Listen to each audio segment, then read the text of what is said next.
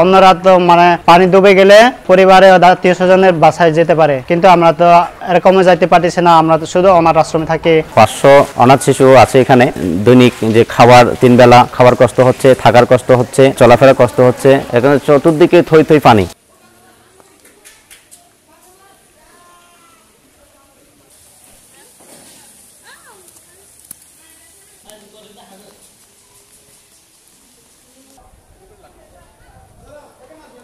বাসুদেব অনাথ আশ্রমে প্রায় শিশু থেকে ইউনিভার্সিটি পর্যন্ত আছে, প্রায় 400 জন মতো আছে অনাথ ছেলে, ছোট বড় সবাই মিলে। তো এখানে আজকে বৃষ্টিতে বন্যায় পানি ডুবে গেছে আমাদের বাসুদেব অনাথ আশ্রমে। যেখানে থাকি খাই বিছানা করে, যেখানে পাঠ করে ওখানে সব পানি ঢুকে গেছে। তো আমাদের বিভিন্ন ধরনের সমস্যা হয়ে গেছে। যেখানে স্কুল আছে ওখানে পানি ডুবে গেছে, বিভিন্ন ধরনের সমস্যার সম্মুখীন হচ্ছে।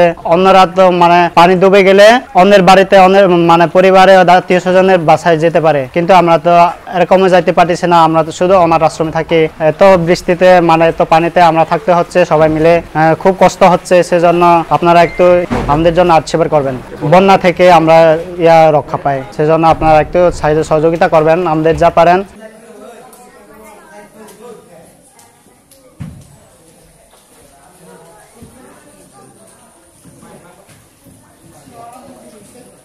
যে কয়েকদিন ধরে বর্ষা চলতেছিল, এর মধ্যে পানি তেমন দেখা যায় না, কিন্তু গতকাল থেকে কিছু কিছু পানি ছিল। কিন্তু আজকে সকাল 6টা থেকে এখানে দেখতেছি আপনার কোনো জায়গায় কোমর পানি, কোনো জায়গায় হাঁটু পানি। আমাদের রান্নাঘরে ওখানে কোনো রান্না বান্না করতে পারতেছে না, সকালে খাবার রান্না হচ্ছে না এখানে। অনাথ শিশুরা ওখানে 2 তলায় রান্না বান্না হচ্ছে। অনাথ ছেলেরা যে ভবনে থাকে ওই ভবনেও প্রায় কোমর পরিমাণ পানি।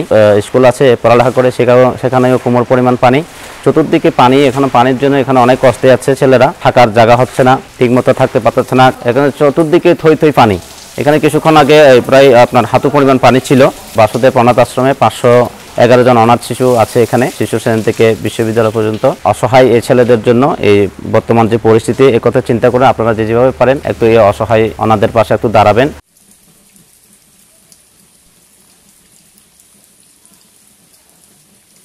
আজ 4-5 দিনের টানা বৃষ্টি আর পাহাড়ি ডলে হাটাজারির প্রায় নিচু এলাকার মধ্যে পানি উঠে গেছে।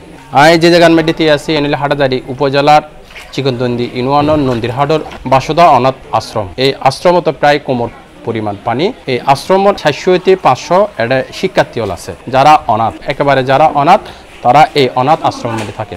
তারা খাওয়া দাওয়া একদম তাহা খুব কষ্ট করে গেছি। আর যারা আছি আর বাসা বাড়ির মধ্যে হয়তো বা পানি উঠিলে আর বিভিন্ন আত্মীয় স্বজনের বাসার মধ্যে যাই গই বা হোটেলত তো না নিয়ে আর খাবার দাবার হয়। যারা এই আশ্রমের মধ্যে আছে 400-500 জন, তারা কী অবস্থা হবে? তারা হার কাছে যাইব? তারা তো তখন আত্মীয় স্বজন অনাথ। অনাথ মানে যারা অনেকে যারা কেউ নাই, তারা হার কাছে যাইব?